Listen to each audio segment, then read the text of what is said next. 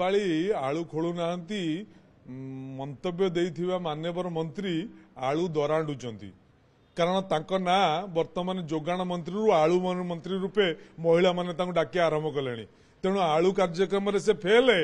तांको जोगाण विभाग रे बयान रे फेल एवं सी केतबेले कौन कहउचंती तार तालमेल रहुनी तेणु आमे तो दाबी करूँ सीबीआई इनक्वारी करू आपण कौन सरकार रे अछंती आपण कतिरे सबु इन्वेस्टिगेशन एजेंसी अच्छी पुलिस प्रशासन अच्छी केंद्र रे सरकार अच्छी तेणु अजथा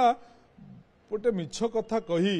गोटे घटना को गोटे भिन्न रूप दबा भिन्न रंग दबा ए कथारे हूँ बीजेपी दल माहिर तेणु इथर दयाकोरी मान्यवर मंत्री से निवृत्त रुहतु प्रकृत सत्य जदि साहस अच्छी बाहर करंतु